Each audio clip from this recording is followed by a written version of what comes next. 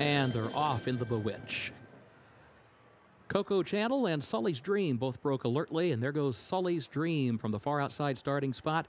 Clears the inside traffic, angles down toward the rail by the time they enter that far turn. And Sully's Dream, the early leader by 2 lengths. Daring Duchess moves forward in second, just to the outside of Coco Channel, who settles back into third. Gap of 2 more to Daddy's Lil Darling. Outward from the rail, fourth, a neck. And then Icky Masho, fifth to her inside. A gap of 6 more. Back of that pair to Mom's on Strike, and 5 back of that one to She's a Prado. Opening quarter went in 24 and 4/5 seconds. Back up front, Sully's Dream leads it by 3 lengths.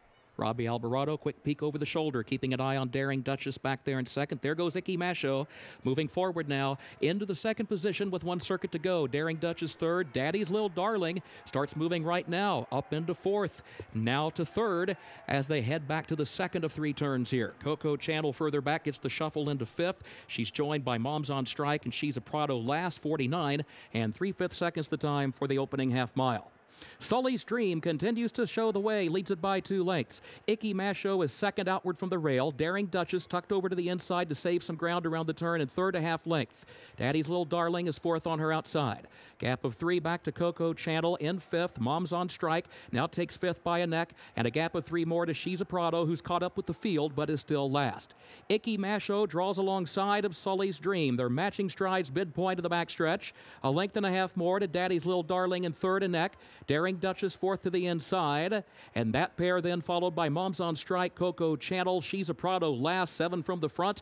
Into the final turn they go, and Icky Masho is on the outside to challenge Sully's Dream, and now Icky Masho takes the lead, and Daddy's Lil Darling follows her in second. Daring Duchess in between horses in the third position as they move around the far turn. Icky Masho, the leader to the top of the stretch by a length and a half.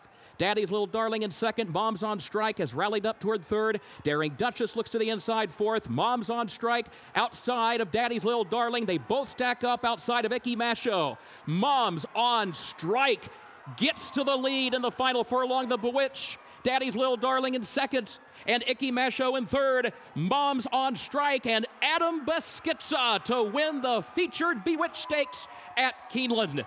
Daddy's Lil Darling second, Icky Masho third, Coco Channel was home fourth, and Daring Duchess was fifth in 2 minutes, 30 seconds flat.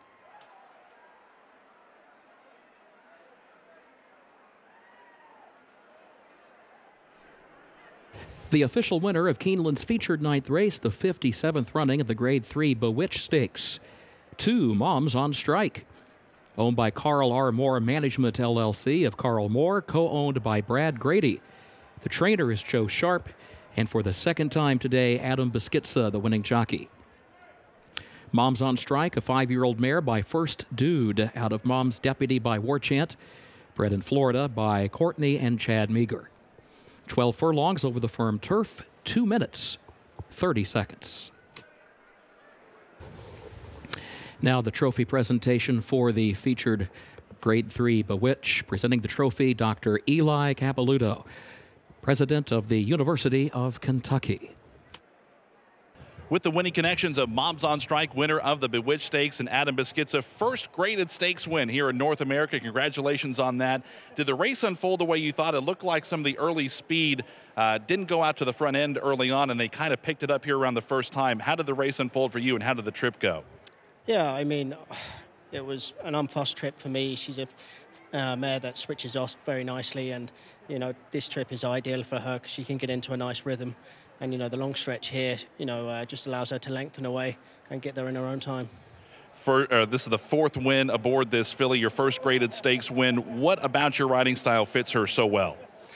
Well, of course, she you know, the distance probably suits me and her quite well. You know, what I'm relative and what I know from back home, we race over further, but nothing specific, but I just got the knack for her running style back at the fairgrounds, and we've just built this niche, and we've continued, and I'm thrilled for, you know, the mare and Brad Grady, the owner, and many thanks to Joe Sharp. You know, it's a big team effort, and you know, I'm thrilled.